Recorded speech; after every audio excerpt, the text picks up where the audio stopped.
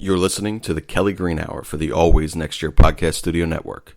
You can find the team on our Twitter at ANY Podcast or visit us on our website, www.alwaysnextyearpodcast.com. And now, to bring us in, the Jackdaws. A fighting man I used to be, revered and feared through Killarney. Now I'm back, hitching with the wind. But if Mickey Flynn should ever fight me, I'll throw me caution all behind me and swear I'll fall on that son of a bitch again. He cracked open a river too, he beat me Sunday through and through, and such eagle my unconscious frame. I won me healthy sheriff fights, well lucky son still had me life since Mickey Flynn beat me dumb and lame.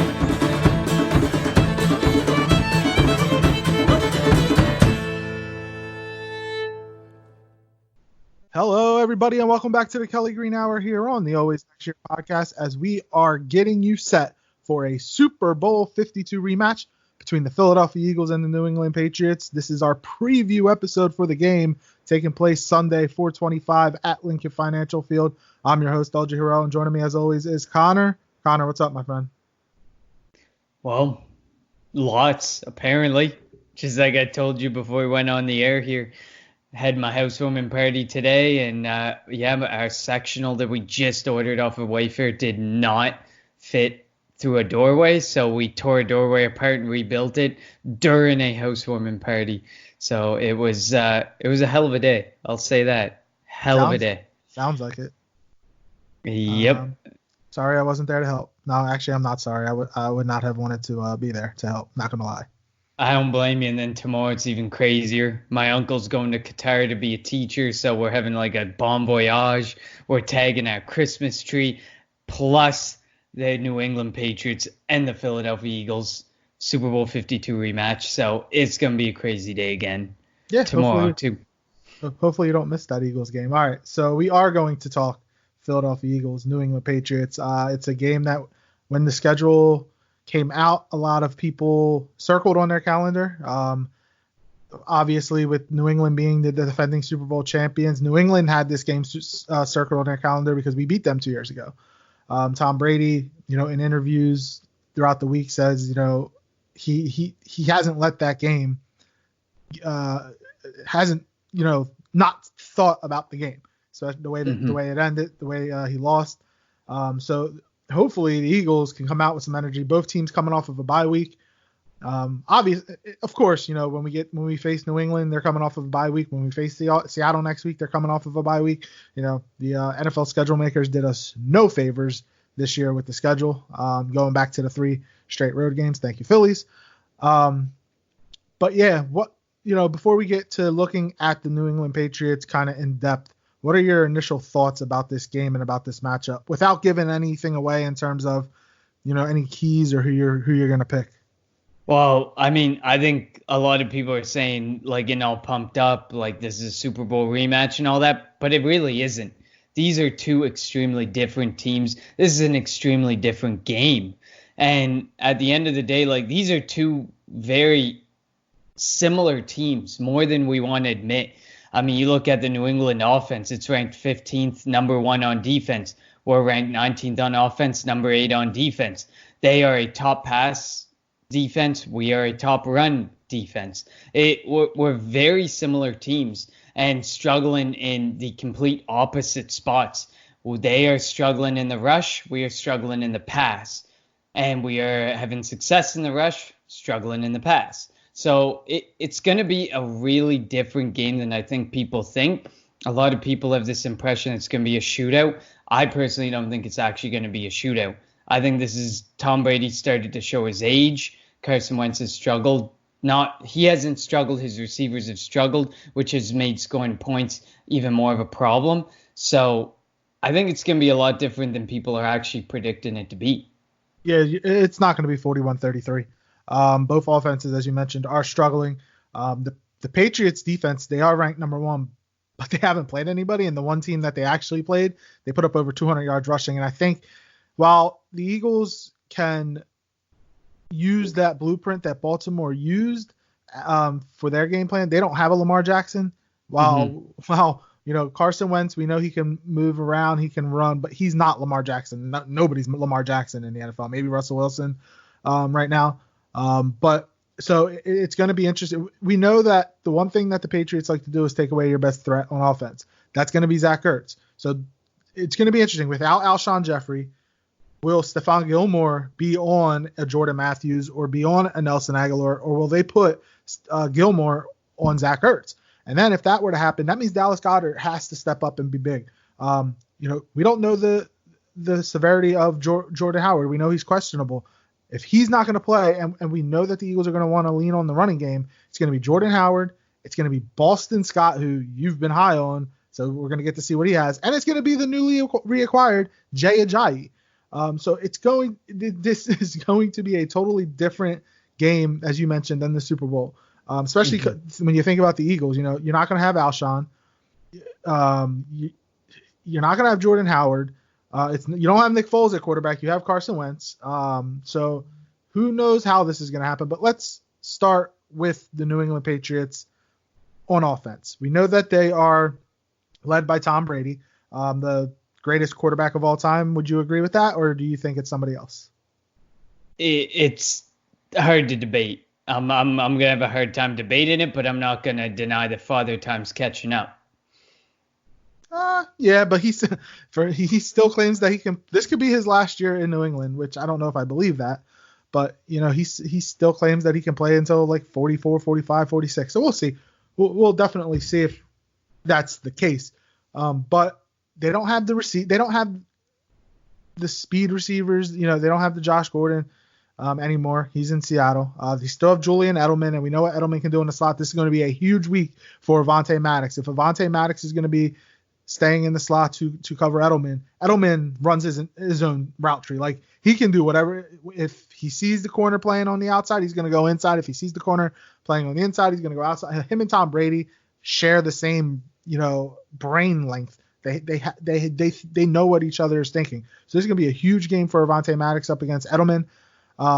We know what James White can do. James White catch the ball out the backfield, do pretty much whatever against the linebackers, and we know that the Eagles linebackers are subpar. Nigel Bradham's not going to be playing again. Sony Michel, he had a good rookie year. He has been a little lackluster this year. And their offensive line is it's all right. I don't know if they're world beaters, but every time we say they've suffered from a few injuries that are hurting them this year. But I mean, at the end of the day, you look at a lot of NFL rosters who isn't suffering from injuries. Exactly. So it's going to be this is a game that the Eagles are going to need. Fletcher Cox, who has been playing a hell of a lot better the last couple of weeks, should be fresh coming off of the bye week. Fletcher Cox is going to have to win this game. And it's going to be, we're going to see Josh McDaniels offense against the Jim Schwartz defense. The last time Jim Schwartz went up against the Josh McDaniel offense in the Super Bowl, yes, the Eagles won the Super Bowl. They got the sack fumble in the most important spot in the game, but they gave up over 600 yards of total offense. Again, we don't think that that's going to happen, but talk about this Patriots offense, Connor. What they could do to expose the weaknesses on this Eagles defense. Well, I mean, you kind of alluded to it a bit. Like, James White and Rex Burkhead are a combination of running backs that our linebackers have yet to face, and our linebackers, they're not that great. They're not good. They haven't stood out. I mean, on, like, if you look at like PFF, TJ Edwards has been one of the best linebackers in the league, but at the same time, he's not getting as much snap percentage as a lot of other linebackers. So James White and Rex Burkhead could have a day. They really could. James White is a special type of running back, and it's a special type of running back that I don't think we've really faced yet. And, I mean, you kind of alluded to it a bit earlier about how important Dallas Goedert's going to be. I actually saw a stat that said that the New England linebackers are some of the worst against two tight end sets. So this could really work in the favor of a Dallas Goedert and a Zach Ertz. Someone's going to have to step up, and it could really be a Dallas Goedert day. Definitely, like you said. I mean, I just find the defense hasn't played enough competition for us to make a true definitive discussion about the defense, because their first, 5 or 6 games were against teams that had no more than 5 wins total combined. Like, it's really hard for me to really talk about this defense because their first true competition completely slaughtered them. But like you said, we don't have a Lamar Jackson. We have to roll with a Jordan Howard potentially, a Jay Ajayi, a Miles Sanders, and a Boston Scott running back. And none of those guys are anything like Lamar Jackson. Carson Wentz is not Lamar Jackson. It's going to be a completely different game. And Doug Peterson, as we've been completely frustrated by, has not done a great job of playing, like changing up the game, changing up his game plan and playing to the weaknesses of the other team. So it's a really difficult defense to read, in my opinion, because they're number one, but the combined record of the teams they faced probably comes with no more than 15 wins combined, and we're in week 11. They're number two against the pass. They haven't faced stellar passing defenses, and against the rush, they rank 11, but I think that a lot of that rushing alludes to the Baltimore Ravens game more than anything. So I find it a very difficult defense to read because of who they faced. Yeah, and I mentioned that earlier. When you're going up against Josh Allen, who's not a good quarterback, granted, he got hurt in that game, and Matt Barkley came in. Sam Darnold, the Dolphins, like the Redskins, they haven't faced anybody yet, and this is a stretch for the Patriots. They had the Baltimore 2 weeks ago. They get the Eagles this week. They get Dallas next week. So we're gonna kind of see what the Patriots are really made of. And when it comes to this Eagles defense against the Patriots offense, again, I mentioned Fletcher Cox, he's going to have to show up. Brandon Graham, going to have to beat the tackles for Brandon Graham and Derek Barnett, are going to have to beat the tackles for the Patriots. That means, Marshall Newhouse is the left tackle for New England. Marcus Cannon's the right tackle. They're going to have to win those matchups. I don't know we know Jim Schwartz doesn't like to blitz. So that front four is definitely going to have to make their names known. They're going to have to get after Tom Brady. We know Tom Brady does not like to get hit. So if he's going to throw the ball away, he's going to get rid of the ball quickly to Edelman or James White. We know that the tight end, they don't have Rob Gronkowski anymore, so they don't use the tight end as much. But with Nate Gary and TJ Edwards out there, maybe McDaniels thinks that they could take advantage of that with the tight end. So it's definitely going to be an interesting matchup. When we have Jalen Mills, who now that the secondary is healthy, they're back together. Mills, Darby, Maddox, Jenkins, and McLeod. Now that they're all healthy, they're all back together. Maybe now this is where Jim Schwartz can start devising different type of game plans, maybe different type of schemes, different type of blitzes that we haven't seen yet, because now that they've played a couple weeks together, and everybody is, knocking on wood, healthy right now, we can see something different this week. I don't know if it's going to happen because we know how stubborn Jim Schwartz is, but I'm not going to count out, him doing something different with these guys. Maybe you move a Mills into the slot, let Avante play on the outside. Maybe you blitz from the court. Who knows what you do, but maybe the Eagles and Jim Schwartz will do something different against the Patriots.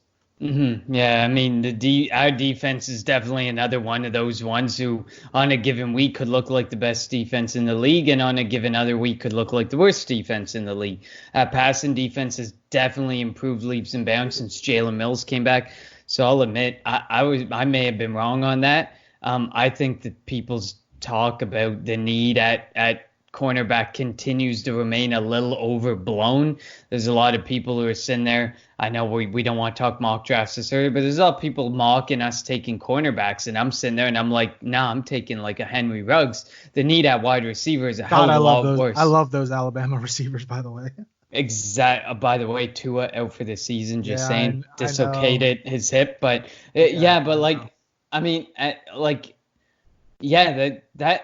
the need at wide receiver stands out so much more than the need at cornerback. Since before Jalen Mills came back, we were ranked in the deep 20s, and now we're in the middle of the pack. We're 16. We're the middle of the pack for But passing defenses. Yeah, but what quarterbacks have we faced the last 2 weeks though? I agree. That has I a agree. lot You to know do what? with it. You know what? I agree. But you know what? If you can go from being like 28 to 16, who the hell cares who you face? That's a big step up. That's a lot. That's a lot of wins in the secondary for us to leap up 12 spots. But yeah, you kind of say, and I agree. Like Mills, Darby, Douglas, and Maddox are going to be huge against Edelman, Sanu, and Dorsett. I mean, Sanu proved last week how effective he was with a week of practice. And like, I mean, yeah, they don't have a ton of speed receivers, but we've seen it. We've witnessed it. They don't need speed receivers to beat that secondary. You don't need that much speed. Speed kills them, but speed doesn't necessarily do us in fully and completely. You could be a subpar speed receiver and still beat us. So, speaking of that, do you think Philip Dorsett has, that Tom Brady and that Patriots offense can use Philip Dorsett to take advantage of, the Eagles secondary in terms of them wanting to, bite on double moves, just trying to hit something down the field, because Brady really hasn't done that much this year, but against this Eagles secondary, maybe he can take advantage of that. Oh, absolutely. You know what? This is one of those games where I'm going to go fantasy guru on you. This is one of those games where I don't like an Edelman and a Sanu. I like that. I forgot to hit Sanu. That back of the pack receiver, that Dorsett, that Jacoby Myers even. That's the type of receiver I like in this type of game, because you know that the Eagles are going to be focused. They're going to have that safety also with the eyes on Edelman, with the eyes on Sanu, but not on like a Dorsett or not on a Myers. So like, this is where like I'm kind of sitting there and I'm like, if I have Julian Edelman, our passing defense sucks, but I'm not going to I don't think I'd put Edelman in. And I mean, call me crazy, but like, these are those types of games where Tom Brady's going to find those other guys. Like you said, go to the tight end, go to Dorsett, go to Myers. This is where James White and Rex Burkhead are going to blow up. I don't know. I think Edelman's going to have a big game over the middle. That's just me, but I think he's going to be able to take advantage of the youth and inexperience of Avonte Maddox. Yeah, I guess for me, like, this is one of those games where you sit there, like, it's always like such a Tom Brady thing. You sit there in fantasy and you're like, oh my God, Julian Edelman, this is a gold mine. This pass defense sucks. And he goes elsewhere. He looks elsewhere. He targets other people because he knows because this is Tom Brady. Tom Brady knows that they're going to be watching Julian Edelman like a hawk. You know that Jenkins or McLeod's going to help Maddox out. They're going to play down the middle with him. It just has one of those feelings. I mean, call me crazy, but that's just my feelings. I think it's a James White / Rex Burkhead, Philip Dorsett / Jacoby Myers type week. We'll see. It's definitely a big test for the Eagles defense. Now let's go over to the Patriots defense. We mentioned they're one of the best. They started off as people were calling them one of the better defensive units of all time in NFL history. Again, look at who they played. We saw what happened against Baltimore, but they have some skilled guys. Let's be real. Their linebacker corps, Dante Hightower, Kyle Van Noy. Kyle Van Noy and Jamie Collins can get after the quarterback. Stephon Gilmore might be the best cornerback in football. The McCourty twins, and even Patrick freaking Chung, who did nothing here when he was here, and he goes back to New England, gets a contract extension. Did get suspended did he get suspended for that drug thing? I don't remember. I can't even remember. But I know he had something, but whatever it is. But he's still balling out in New England. This is regardless of who they played, this is a really good defense. It's going to be a really, really big test for Carson Wentz in this Eagles offense, especially without Alshon. Yes, he hasn't been doing much, but he's still a veteran and somebody that can take advantage of who's across from him maybe. Jordan Howard is back. Jordan Matthews, who I'm not a big fan of, but I guess we're going to see what he can do. We have no choice. Jordan Howard could be out. Jason Peters could be back into the lineup, which I disagree with. Andre Dillard has been doing a really good job. I think they should leave him out there, but it's, Jason Peters. He'll play like, a quarter and then sit the rest of the game. But what are your thoughts on that Patriots defense going up against the Eagles offense? Well, I kind of alluded to it earlier. I think it's hard to call them like one of the best in the history, or these people who are reacting that way. It's really difficult to sit there and say that they're the best in the history, because you look back at that Baltimore Ravens defense in the early 2000s with Ray Lewis and Terrell Suggs, and those sorts who actually go down in history, they didn't play the Miami Dolphins. They may have, but they didn't play like teams like the Miami Dolphins, the New York Giants at their worst, the Washington Redskins at their worst, the Buffalo Bills, who are a subpar offensive team sometimes. Like they didn't play some of these teams. Like you played Mike Tomlin and the Steelers at the height of their not really necessarily the height, but at a high point. Bill Cowher was. Yeah, it might have been Bill Cowher. Like it was at a height for them. And the Bengals when they were constantly competing for playoff spots and definitely given a challenge in that division. It wasn't necessarily like, I mean, we always rag about New England and playing the division that they play, and we don't really have a choice because that's kind of the division that they're stuck playing. It's the easiest division in football because none of the managers know how to build a damn football team. But at the end of the day, the defense is looking good, but I'm not necessarily sold on the defense because like we saw against the Ravens, they definitely they aren't necessarily number one. They have some weaknesses. They have some holes. They can be exploited, but it's about changing the game plan. And I'm just not sold on Doug Peterson being able to outcoach Bill Belichick. And people thought that in Super Bowl 52. Just saying. Again, Super Bowl 52, we weren't playing the number one defense in the NFL by rank. Yeah, but people thought that, people didn't think that Doug Peterson had any shot in hell. I'm sorry, but I just don't. Of coaching against. You look at Doug Peterson and the way he's called games, the way he's played games, the way he's adjusted to games this season. I'm sorry, I can't defend it. I can't defend him against a legendary coach like Bill Belichick. I'm sorry, I just can't stand here and defend that because. Look at how he's played this year. Look at how he's coached this year. Look at how he's coached. Look at that offense. He runs that offense. He calls the plays for that offense. And the Lord Savior of this entire season, look back at countless games. It's Jim Schwartz and that defense. You can't sit there and say that Doug Peterson is the reason that a lot of games have come out the way that they've come out. I just have a hard time defending it right now. And whereas Jim Schwartz, I don't know how many times you can give the ball over to an offense and watch them go 3 and out. I just don't know. So, I mean, they may not be the number one defense based on matchups, but they could have a golden matchup against a struggling offense this week in Philly's offense. Oh, yeah, and they're not a healthy offense right now at the skill positions. And this is Carson Wentz is going to have to find a way to win this game. I don't know how. And we know how Bill Belichick is when he goes up against young quarterbacks. And this is the first time that Carson Wentz is going to have gone up against Bill Belichick coached defense. And we know that they're primarily a 3-4 defense, but that first play they could come out with 4 down linemen, change things up. They move around. Sometimes they don't have people with their hand in the ground.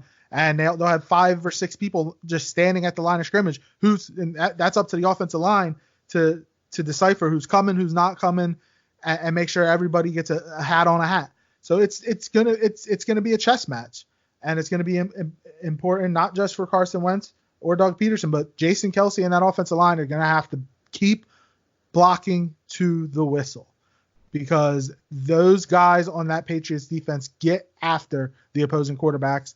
And the reason why that defense people were talking highly of that defense, they had scored. There was a point in time that they scored more defensive touchdowns than they had given up off from touchdowns of the opposing offense. Mm-hmm. So they are an opportunistic defense. They're going to look to take the ball away from you. And if you can't, protect the football, you're going to lose the game. Mm-hmm. No, absolutely. I agree. Like the defense definitely has the potential to step up. I mean, I hate to praise the New England Patriots, but how can you not sometimes? I mean, they're a smart team. They know how to adjust. They know how to play to win. And it's at the end of the day for the Eagles, it feels like they know how to play to lose. They're basically it's the Eagles and the skill players versus themselves. And that's what it feels like, especially like at the wide receiver position. The only thing that excites me about Alshon Jeffrey being out is the fact that we get to see J-Jaw more and we get the opportunity to see what he's got and what he's worth for this team. So, I mean, that's the only thing about Alshon Jeffrey being out that is kind of exciting, is we have finally, there is no reason not to put this guy on the field. There's no reason he isn't out on 90% of snaps, because look at the rest of the wide receivers. We'll see. If you're Belichick, who are you putting Gilmore on? Is he going to go on one of the receivers, or are you putting him on Ertz? I feel like you got to put him on a receiver, and unless the tight ends prove to be an issue inside. Yeah, but Ertz is the best. Ertz is our best weapon in the passing game. That's why I think that could be a consideration, because I don't think. I mean, I like Dante Hightower. He's really good. But I don't think he can run and cover Zach Ertz. I don't know if Jason McCourty can. I definitely don't think Patrick Chung can. So why not? If the best offensive weapon, the best pass catcher for the offense is Zach Ertz, why don't you put Stephon Gilmore, the best cornerback, on him? I mean, it's gonna be tough to say. I mean, none of us can read Bill Belichick's mind as far as that goes. Like I said earlier, Dallas Goedert, Zach Ertz are gonna be humongous weapons this week. Both of them. Doesn't matter who you go to, because Hightower, Collins, and Van Noy, like you alluded to, they're great when they're putting pressure on the quarterback. They're great when they're getting after the quarterback and wreaking havoc back there. But they are some of the worst against two tight end sets. So maybe you do go Stephon Gilmore on Zach Ertz, but then you open up the door for Jordan Matthews, Jay Jaw, and Nelson Aguilar. I think it could really be a game, no matter what, whoever they choose to go with or against. I think it's going to be a big game for the person they choose to go against, the person that they choose to not necessarily pay attention to as much, like the receiving core or the tight end core. Which one doesn't receive as much attention, I think, ends up being the one that ends up with the better game. So do you think Jay Ajayi gets – I mean, he's going to be active. We know – I mean, Howard's most likely not going to play. They didn't call up the running back from the practice squad. They're not just going to go with Sanders and Boston Scott. So we have to assume that Jay Ajayi will be active. Does he get any reps? We know he knows the offense. He hasn't been practicing or playing, obviously. And we assume that he's healthy, so he should be fresh. Do you think we see him on the field at all? Oh, yeah, definitely. I think we see him on the field because, I mean, as much as I love Boston Scott, you can't put the faith in a guy like just Miles Sanders and Boston Scott, because at the end of the day, they haven't proven to be those guys who can run the ball, who can push a pile, who can do that type of stuff that Jordan Howard did. So, I mean, I think at the end of the day, yeah, you're going to see Jay Ajayi push a pile. You're going to see him take on more of a Jordan Howard role, I think. And I think you're going to end up seeing him play because our Russian attack has been one of the key pieces to our success throughout the season. So, I mean, as he had mentioned it a few weeks back that he was ready, he was good to go. So I have faith in him that he's ready and good to go, and he's coming into an offense that he knows and that he's prepared to play. And they probably have the expectation set out that, you know, you're going to be that Jordan Howard guy. Miles Sanders, Boston Scott are going to play this role in the offense. So, all right, so let's move on to our keys and player of the game. I know we kind of touched upon them, but if you want to expand, you can. And give me like an offensive player and a defensive player of the game. You can pick the Eagles player, Patriots player, it doesn't matter. But you can expand. I know, like I said, I know we've gone over some of the keys that we're looking at, but you can expand on them. Yeah, so I guess on the offensive side of the ball, this has nothing to do with the Patriots. I put J-Jaw, Aguilar, and Matthews versus themselves. This is a big week. We have no Alshon Jeffrey. We have no number one, I'll put it in quotes, number one receiver. So this is big for J-Jaw, Aguilar, and Matthews. They have to produce, and they've literally faced and challenged themselves versus defenses. It's not really the defenses, it's themselves. They put themselves in positions where you think J-Jaw went up for that catch in the Lions game, and it was basically him versus himself, him versus the pressure on himself, and he dropped the ball. Aguilar, countless drops. Matthews, he's back in the NFL. So what are we going to get from him? So I think it's J-Jaw, Aguilar, and Matthews versus themselves. We alluded to Goddard and Ertz versus the linebackers against Hightower, Collins, and Van Noy. They're a great linebacking core, but they're not that great against tight end sets. So that's going to be big on Hightower, Collins, and Van Noy, I think, on the New England Patriots side of the ball. And defensively for us, like we kind of alluded to, our cornerbacks and our secondary versus Edelman, Sanu, and Dorsett. It's going to be big for them. This is a big game for them. This is a big opportunity to actually prove that we are a top half of the league defense against the pass, and to kind of prove that the need is kind of over exaggerated. Because in my opinion, I think the need at the secondary is a little over exaggerated as far as cornerbacks go. Well, we'll see about that. My players of the game, I'm going to go with Fletcher Cox for the Eagles defense. He's going to have to find a way to get pressure up the middle on Tom Brady. Don't allow him to step up in the pocket. And if he can't step up in the pocket, maybe Brandon Graham and Derek Barnett can get around, the outside and try to bring down Brady, or at least force him to throw passes earlier than he wants to, and that affects the passing game for the Patriots. We know that the Patriots are going to come out ready for this game. It's been the talk about losing the Super Bowl to them, and it's the talk about 4 years ago when Chip Kelly, of all people, took Sam Bradford, I think was the quarterback, to Gillette Stadium, and the Eagles won when Malcolm Jenkins had a 99-yard interception return for a touchdown. They had a blocked punt, and Darren Sproles had a punt return for a touchdown. Like, the Eagles defense and special teams came through in a big way that game. So that's what's going to have to happen. The Eagles are going to have to get some big plays from the defense, and the special teams somehow, some way, are going to have to make plays. I don't know if it's going to be possible because the Eagles special teams hasn't been that great this year, or the last couple years, if we want to be serious about it. But that's who's going to have to come through for the Eagles if they want to, try to make a run and beat this team. Because what we talked about the next 2 weeks, they have to find a way to win one of them. And I don't know. I would rather win the Seattle game because it's a conference game, but I also think Seattle's better than New England, so that's going to be the harder game to win. So if they can find a way to get this one, do it. And then on the offensive side of the ball, I'm going to go with Miles Sanders. He's going to carry the load. This is going to be Miles Sanders is going to be our number one back, and he's going to be the guy that, that they give the ball to. He's going to carry the load, and he's going to have to not fumble the ball. He's going to have to pick up blitzes because, again, I mentioned Belichick likes to try to confuse the young guys on the opposing team. So they're going to show that they're bringing somebody from one side, won't bring somebody from the other side.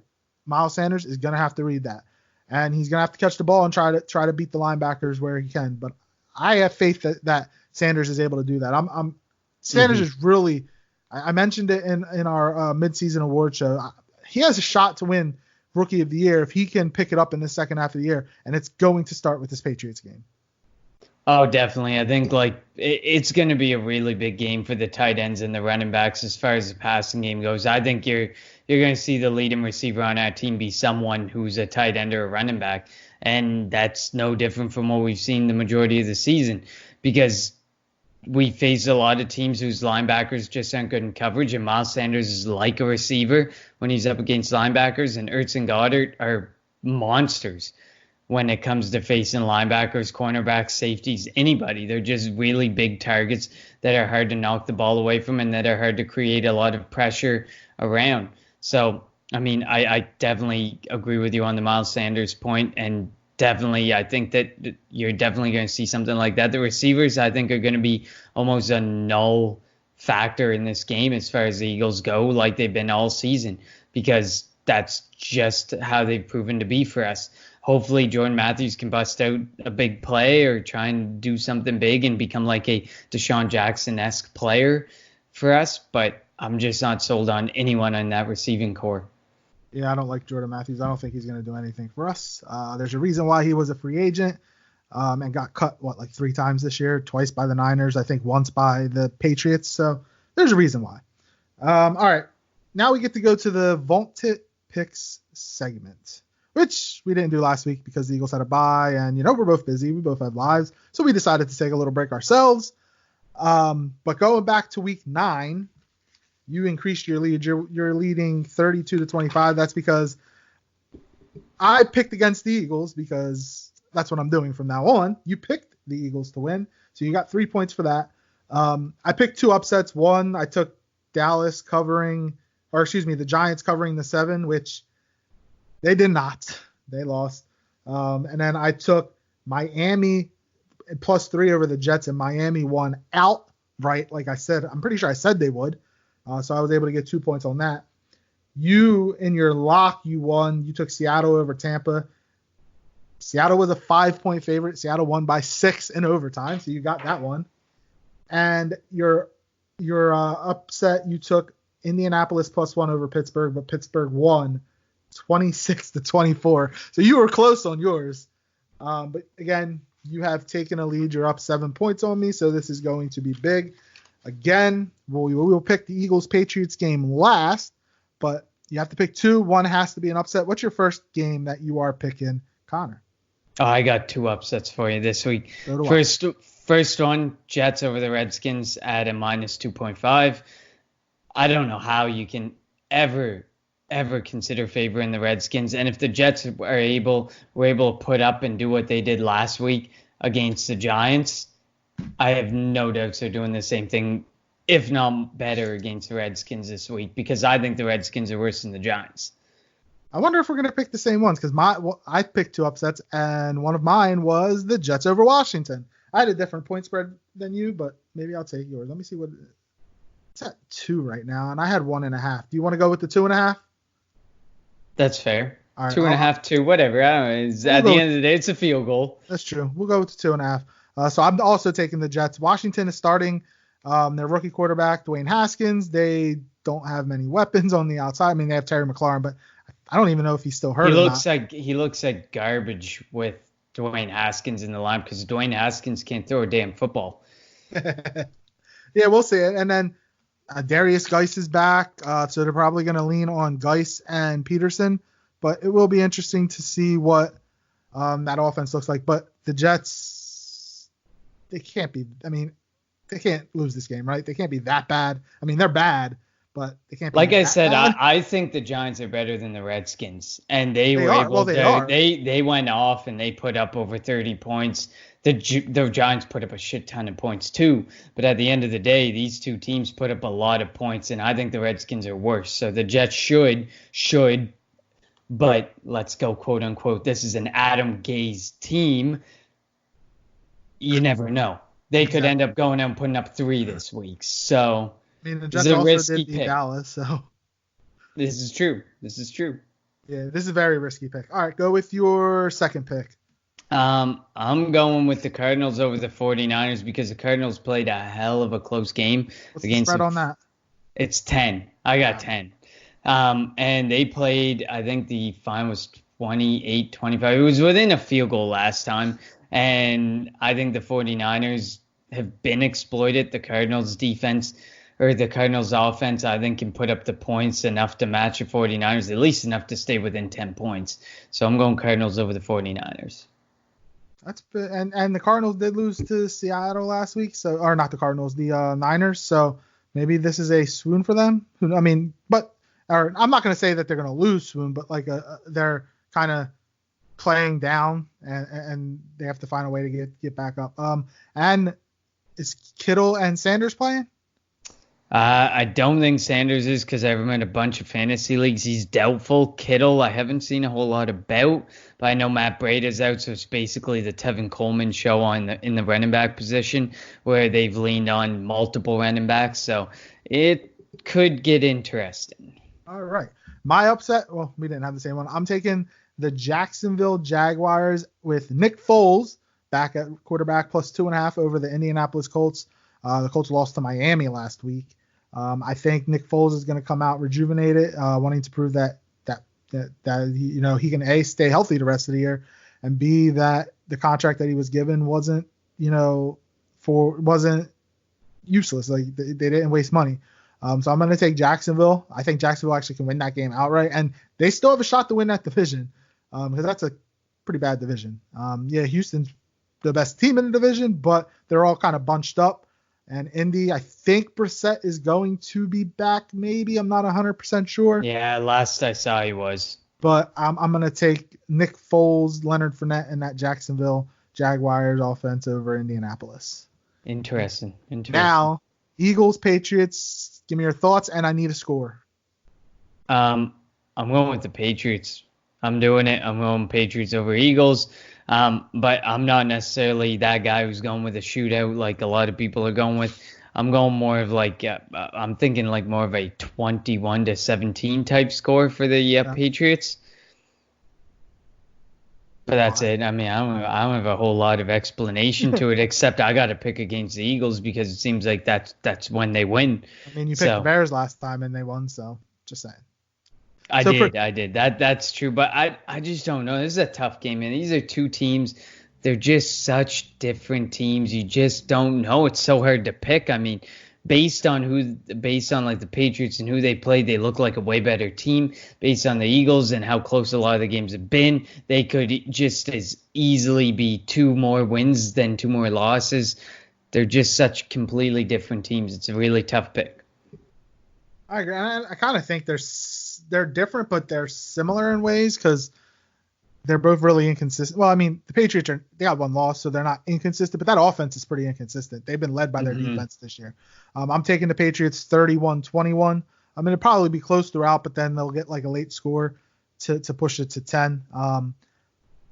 It is weird though because the Eagles, Alshon's out and Howard's out and Sproles is out for the year and Bradham's out. But when you look at the spread, Patriots are only favored by 3.5 to 4. So it's really weird that the Eagles are still they're being given a lot of credit from the bettors or from the guys that make these spreads. And that it's like it feels like it's an Eagles line, but I just don't know if the Eagles are going to. A lot of momentum. I think the Patriots have they want to get that monkey off their back about what happened in the Super Bowl, and this is going to be like a Super Bowl game to them.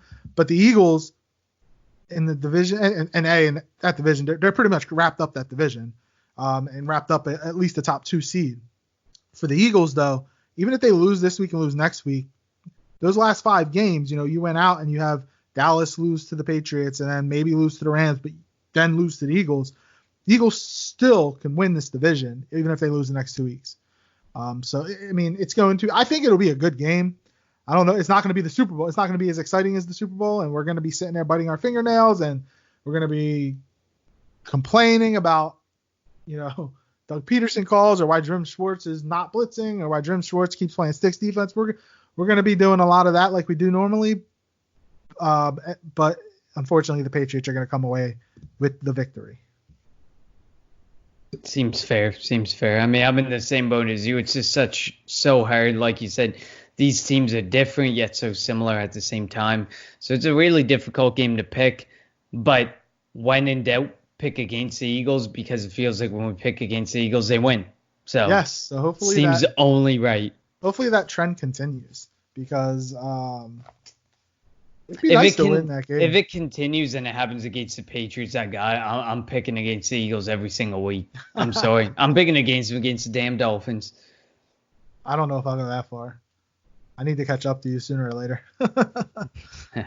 But yeah, so we're finally back with here at the Cully Green Hour. So now that the Eagles bye week is over, we will have. I got to ask a question. I mean, I know this is off topic. I know this is NFL total, like in it as a whole, but I got to ask a question. What are your thoughts on the situation with Myles Garrett? Wow. It's got to be asked because there's a lot of people who are on like Mason Rudolph provoked it. He should be suspended too. He's going to get fined. So Mason Rudolph is going to get fined. He probably. So if you looked at the no doubt. I know he's getting fined. If you looked at the very beginning of that, Rudolph was pulling on Garrett's helmet. He tried to pull his helmet off. But I don't care what happens. You don't swing a helmet at another person's head because helmets are not soft. I'm not condoning what Mason Rudolph did, at the beginning of that because he was in the wrong too. He incited all that happened. But Myles Garrett has. Shane mentioned it when we did the mid-season. Like Myles Garrett has issues. Like he does some dumb stuff on the football field, and he's like Vontaze perfect. Like now, not as bad, like but literally, he's there. But that's the thing. I was talking to somebody earlier this week or like the other day about this. Like now he is Vontaze perfect because anything that happens, he will be suspended for it. If he accidentally hits high and goes helmet to helmet, he's getting suspended for that. Kind of like Vontaze Burfict this year. I know some Patriots fans who are super upset that he got suspended. Well, Myles Garrett's the same way. From now on, anything that he does is going to be so scrutinized by the league. He'll get suspended for the season for hitting with the crown of his helmet on purpose or by accident. It'll happen going forward. He literally ruined his career. He has to be the cleanest player of life going forward now because of what happened whenever he gets to return to the field, because at this point it's indefinitely and guaranteed all of this season in playoffs. Yeah, I mean, Browns aren't making the playoffs anyway. But no. He needs to find a way to control his emotions. It comes down to that. You'd never swing. He's fortunate that the top of the helmet wasn't what hit Mason Rudolph, because Mason Rudolph's head could have been split open. Again, helmets are not soft. That could have been not the way they have them now. That could have been really, really bad. But I mean, he got the rightful suspension. Rudolph should be suspended. Definitely should be fine. Marquise Pouncey, he got suspended 3 games, but I would have did the same thing. If I saw somebody swinging a helmet at my quarterback, I'm doing it easy. Lane Johnson said it. He's doing the same stuff that Marquise Pouncey did. Damn right. I'd take that suspension in a heartbeat. If you swing a helmet at my guy, like, you never know. That could give him a concussion. He could be out a week, 2 weeks. You don't even know, because we know the uncertainty with concussions. And if I'm not mistaken, I think Rudolph's already had a concussion, been through the concussion protocol. So you don't want him to go there again. And like you said, this guy, Myles Garrett, I mean, I won't lie, he's an insanely talented player. I think he's one of the top defensive players in the league. But the man has some rage. The man has to figure out when he goes on the field, he's got to figure out how he can be a better player, a better person, because that's just, you rip the helmet off, you're getting suspended. When he swung that helmet, when I saw it happen, I was like, his season's over. And people were like, that seems a little drastic. And his season's over because you cannot do that. No, it just doesn't make sense. It's violent. It's already a violent sport, and if you go out of the way to swing a helmet, you're only making a worse situation. And that's how the NFL has seen it. And despite a lot of people saying, well, Mason Rudolph started or whatever, Mason Rudolph may have tried to rip a helmet off, but I don't think that at the end of the day, if he ripped that helmet off, he was swinging for the fences at Myles Garrett with his helmet. Yeah. I just don't picture it. Well, A, he wasn't in the position to, and B, I just think it's common sense. I agree. Common sense. I agree. So it'll be interesting to see, because Garrett has to meet with Commissioner Goodell before he's able to get reinstated for next year. So it's going to be interesting to see. But that's it for this week's episode of the Kelly Green Hour. Eagles Patriots Super Bowl 52 rematch at Lincoln Financial Field, 4:25 p.m. on Sunday afternoon. Be in front of a TV, be at the link, be wherever to watch the game. It's going to be fun. It's going to be exciting, hopefully. And hopefully the Eagles come away with a victory. For Connor, I'm LJ. Thank you for listening to the Kelly Green Hour here on the Always Next Year podcast. Fly, Eagles, fly. A fighting man I used to be, revered and feared through Killarney. Now I'm back to hitching with the wind. But if Mickey Flynn should ever find me, I'll throw me caution all behind me and square off on that son of a bitch again. He cracked open a river too, he beat me Sunday through and through, and such eager my unconscious frame. I won me healthy sheriff fights, well lucky son, still happy life since Mickey Flynn beat me dumb and lame.